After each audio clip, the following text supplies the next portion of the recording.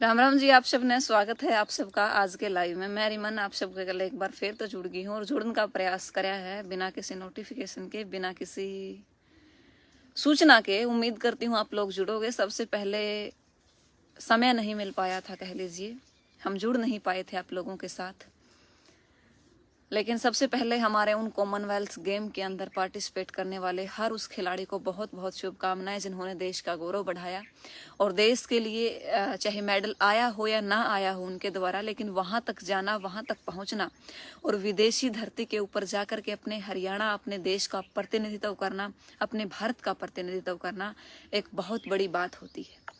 और हम सलाम करते हैं, हम शुक्रिया करते हैं इतनी कड़ी मेहनत करके वो खिलाड़ी वहां तक गए हैं। मैं एक बार आवाज देख लूं इसमें साफ आ रही है कि नहीं।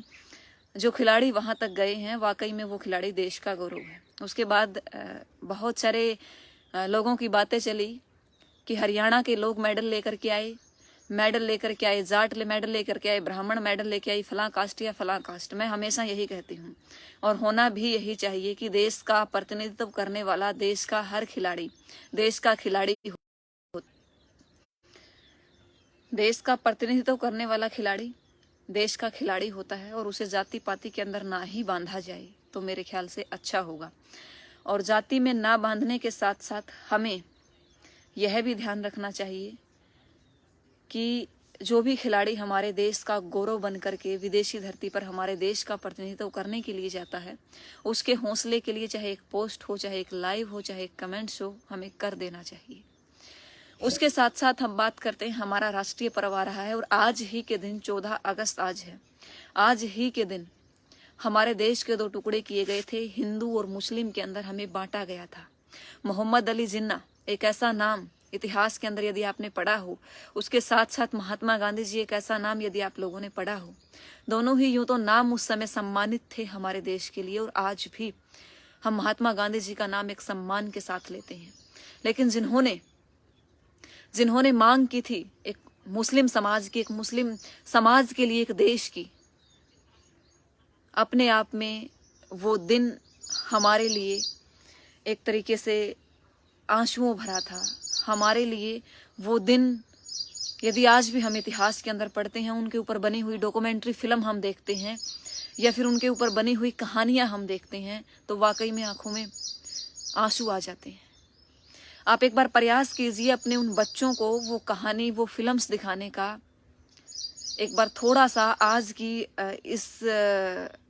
मैं कहूंगी कि भाग दौड़ की दुनिया से बाहर आकर के हमारे देश के जाट, धन्यवाद आपका, आपने जो मुझे 50 स्टार्स दिए और आप भी दीजिए। अगर आपको लाइव अच्छा लगे तो आप भी एक स्टार नाम का यहाँ होता है ऑप्शन, आप भी वो दीजिए। स्टार एक डिजिटल गिफ्ट है जो हमें दोबारा लाइव आने के लिए प्रेरित करता है।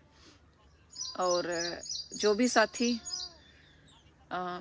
स्टार देगा उनका हम तहे दिल से धन्यवाद कर रहा है। इस देश के अंदर इतिहास में सिर्फ 2 बार ही तिरंगा यात्राएं हुई है और मैं भला मानती हूँ मेरे देश के हर उस किसानी वर्ग का, हर किसानी लड़ाई में साथ देने वाले हर उस साथी का जिन्होंने इस सरकार को बताया कि यात्राएं और नहीं एक तिरंगा यात्रा भी हो सकती है, कि यात्राएं और नहीं एक तिरंगा यात्रा भी हो सकती है। और आप अपनी राजनीति से बाहर आइए और उसके बाद आप एक तिरंगा यात्रा भी निकालिए।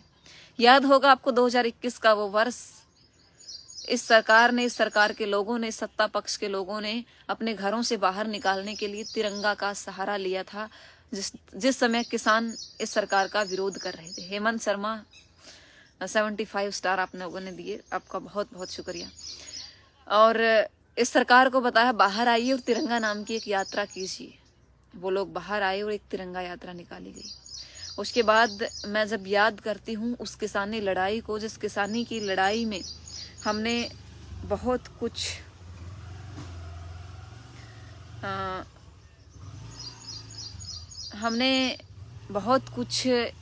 सहा भी और बहुत कुछ सिखाया भी, बहुत कुछ सीखा भी। और जब जाकर के तिरंगा नाम की एक यात्रा बनी है, इस तिरंगा यात्रा का हमने हमेशा ही, चाहे मैं हमेशा कहती हूँ कि पार्टियों का विरोध नहीं किया, हमने पार्टी की नीतियों का विरोध किया है। और उन नीतियों में कुछ नीतियां बुरी भी होती है जिनका हम विरोध करते हैं और कुछ नीतियां अच्छी भी होती हैं जिनका हम समर्थन करते हैं। फॉर एग्जाम्पल 370, फॉर एग्जाम्पल उसके साथ साथ हमने स्वागत किया था किसान सम्मान योजना का, हमने स्वागत किया था। लेकिन जैसे ही हमें ये लगा कि हमें किसानों के हक में जो ये सरकार कह रही है कि तीनों कानून है, हमें लगा कि हक में नहीं है, तो हमने उनका विरोध भी किया।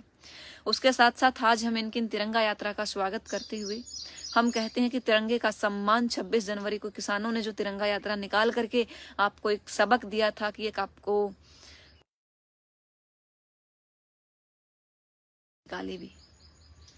हम प्रत्येक देशवासी से यही कहते हैं कि ये सरकार कुछ दिन सुर्खियों में रहने के लिए इस तिरंगा यात्रा को निकालत होगी, लेकिन आपकी और मेरी जिम्मेदारी बनती है उसके बाद जितने भी तिरंगे इन्होंने सड़कों पर लगाए हैं, जितने भी तिरंगे इन्होंने स्कूलों में लगाए हैं, जितने भी तिरंगे इन्होंने हाईवेज के ऊपर लगाए हैं, ये सरकार उनकी संभाल नहीं कर सकती। आप और मैं जब भी अपना साधन लेकर के या पैदल निकलते हैं और हमें दिख जाए कि कोई तिरंगा वो डंडे से निकल करके जमीन पर आ गिरे हैं, उस तिरंगे को सम्मान के साथ हम उठाए और अपने पास रखें, ताकि हमारे राष्ट्रीय ध्वज का सम्मान हो, उन शहीदों का सम्मान हो जो इस तिरंगे की खातिर इस देश के ऊपर अपने प्राणों की आहुति दे गई। और उस तिरंगे का सम्मान करते हुए आप सभी को हमारे स्वाधीनता दिवस की बहुत बहुत शुभकामनाएं देती हूँ। और मैं हमेशा कहती हूँ, आज भी हम विचारों से आज़ाद नहीं हुए हैं कि जिंदगी चलती है दूसरों के कहने से, कैसे कह दूं कि आज़ाद मैं हूँ। यूं ढाला किसी ने तो ढल गई मैं भी, यूं पाला किसी ने तो पल गई मैं भी। सब कहते हैं कि बर्बाद मैं हूँ, लेकिन मैं बड़े कड़े शब्दों में और बड़े अच्छे शब्दों में कहती हूँ कि मेरे विचार जिंदा है, आबाद मैं हूँ, जिंदाबाद मैं हूँ। जिंदगी चलती है दूसरों के कहने से, कैसे कह दूं कि आज़ाद मैं हूँ, कैसे कह दूं कि आज़ाद मैं हूँ।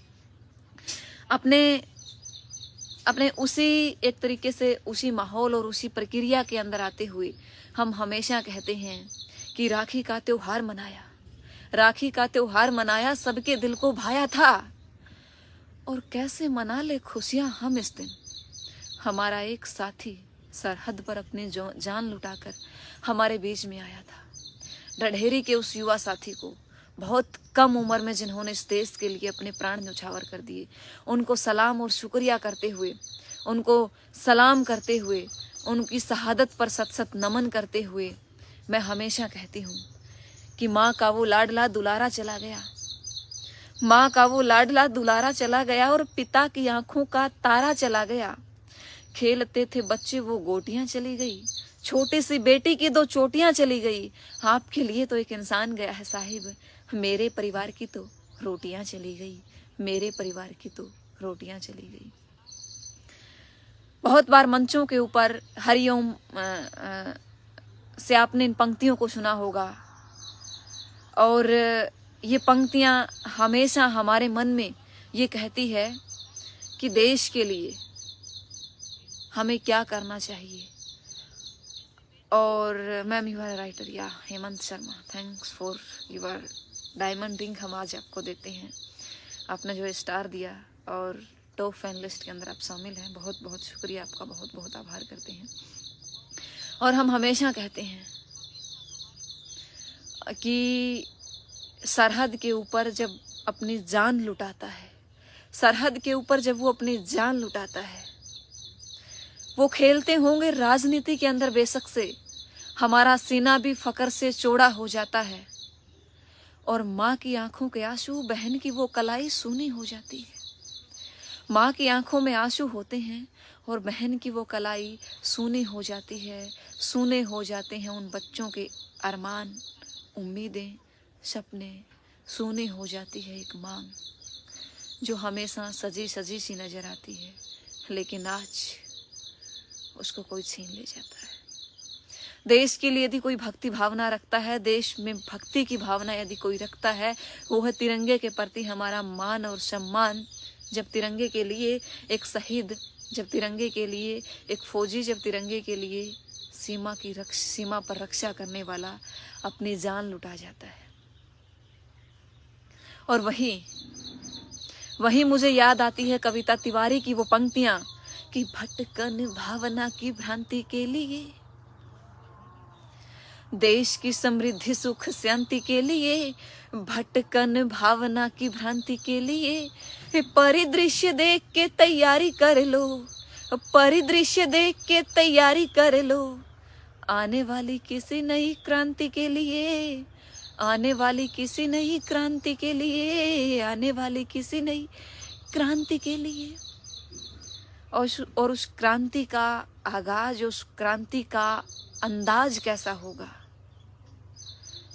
उस क्रांति का अंदाज और उस क्रांति का आगाज ऐसा होगा, अपने विचारों के अंदर क्रांति रखते हुए देश में गलत नीतियों के खिलाफ बोलिए, क्योंकि एक ब्रिटिश सरकार ऐसी थी जो देश में गलत नीतियां लेकर के आई थी, और हमारे भगत सिंह, राजगुरु, सुखदेव, महात्मा गांधी, रानी लक्ष्मीबाई, चंद्रशेखर आजाद, बटुकेश्वर दत्त, भोला जैसे व्यक्ति ऐसे हुए जिनके मन में ये हुआ कि हमें आवाज उठानी चाहिए, हमें देश को आजाद कराना चाहिए, हमारे विचारों के अंदर क्रांति लेकर के आनी चाहिए।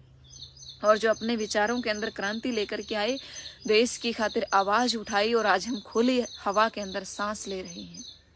हम बड़े फकर से कहते हैं कि हम उस देश के वासी हैं जिस देश के अंदर भगत सिंह, राजगुरु, सुखदेव, बटुकेश्वर दत्त, चंद्रशेखर आजाद, महारानी लक्ष्मीबाई, त्यांता टोपे जैसे महान क्रांतिकारी हुए, और जिन्होंने अपने विचारों के अंदर क्रांति लेकर के इस देश को आजाद करवाया। और बोले अपने देश के लिए, तो इस पूर्व संध्या के ऊपर हम प्रण ले, आजादी की उस पूर्व संध्या के ऊपर हम प्रण ले, जिस दिन, वो 14 अगस्त का दिन, जिस दिन हमारे देश के 2 टुकड़े हुए थे, हम ये प्रण ले, हम हमारे देश को बचाने के लिए जो नीति हमारे देश के खिलाफ होगी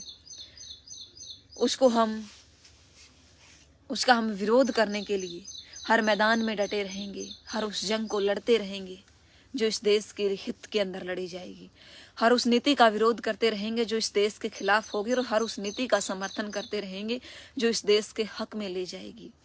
हिंदू और मुस्लिम में ही हम बटे थे 14 अगस्त सन 1947 को, जब इस देश को 2 टुकड़ों में बांट दिया गया था, एक समझौते के ऊपर, ताकि देश के अंदर शांति रहे, देश के अंदर सुख रहे, समृद्धि रहे, देश के अंदर चैन रहे। लेकिन आज भी जब देश के अंदर, ज्यादा नहीं कहती, लगभग लोकसभा के जब चुनाव आते हैं, तो हिंदू मुस्लिम को खास तौर से एक मोहरा बनाया जाता है। आपने पीछे यूपी के अंदर देखा, मंदिर मस्जिद के ऊपर विवाद हुआ, चलो विवाद जैसे तैसे निपटा, लेकिन एक मंदिर के ऊपर वहां इलेक्शन लड़ा गया। हमें बड़ा दुख हुआ, और उस दुख के बीच में पिसता कौन है, उस राजनीति के बीच में पिसता कौन है? एक आम आदमी। मैं हिंदू, आप मुस्लिम, मैं मुस्लिम, आप हिंदू। इस चक्कर में जब तक हम पड़े रहेंगे तो हम देश को बांटने का काम कर रहे हैं, देश को जोड़ने का काम नहीं कर रहे, देश को तोड़ने का काम कर रहे हैं। और आज देश को जोड़ने की जरूरत है। इन चीजों से ऊपर उठ करके, जैसे मैंने पहले मुद्दा उठाया था कॉमनवेल्थ गेम्स का, इन चीजों से जाट, ब्राह्मण, नाई, खाती, इस जाति प्रथा से ऊपर उठ करके, हिंदू, मुस्लिम, सिख, ईसाई, इस धर्म प्रथा से ऊपर उठ करके हमें देश में इंसानियत के नाते लड़ना होगा। हमें देश में बात करनी होगी इंसानियत की। हमें देश के अंदर बात करनी होगी उस इंसान की जो देश का अच्छा चाह रहा है, जो देश का भला चाह रहा है, ना कि हमें हिंदू मुस्लिम के अंदर तोड़ रहा है।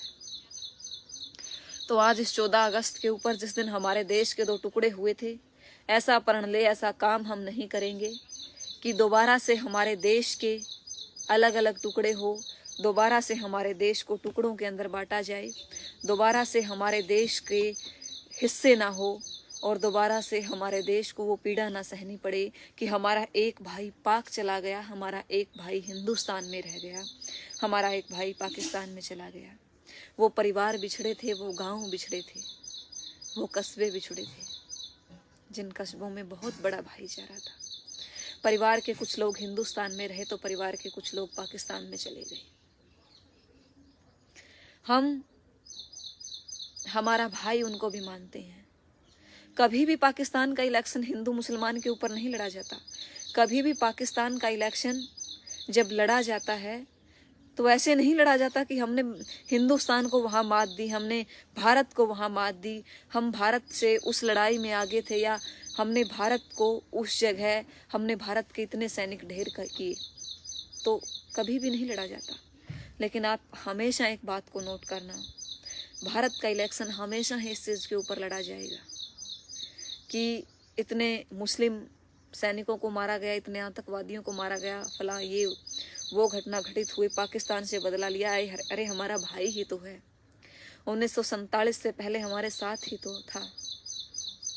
क्या हो गया, आज दो टुकड़े हुए हैं, लेकिन कभी तो हम एक साथ थे, एक परिवार का हिस्सा हुआ करते थे। उतनी ही शहादतें देश को आज़ाद करने में पाकिस्तान ने दी है जितनी शहादतें हम हिंदुस्तानियों ने दी है। उतने ही परिवार उनके भी रोए हैं जितने हमारे रोए हैं। और इस आज़ादी की इस शाम के, पहली शाम के ऊपर हम संपूर्ण देशवासियों को उस स्वाधीनता दिवस की बहुत बहुत बहुत शुभकामनाएं देते हुए उम्मीद करते हैं आपसे कि आप देश के लिए, आप देश के लिए वो सब करेंगे जिस चीज़ की जिसमें देश का हित होगा। हिंदू मुस्लिम पर लड़ने की बजाय आप इंसानियत के नाते लड़ेंगे, तब जा कर के हम कल्पना कर सकते हैं, तब जा कर के हम सोच सकते हैं कि हमारा देश, हमारा भारत देश हमारे सपनों का वो देश होगा, हमारे सपनों का वो भारत होगा जिस भारत की हमने कल्पना की है, जिस भारत की उन शहीदों ने कल्पना की थी, जिस हिंदुस्तान के लिए उन लोगों ने अपने प्राण भी त्याग दिए थे। अंत में सिर्फ इतना कहूँगी कि सारे जहाँ से अच्छा हिंदुस्तान हमारा, हम बुलबुले हैं इसकी ये गुलसिता हमारा, हम बुलबुले हैं इसकी ये गुलसिता हमारा।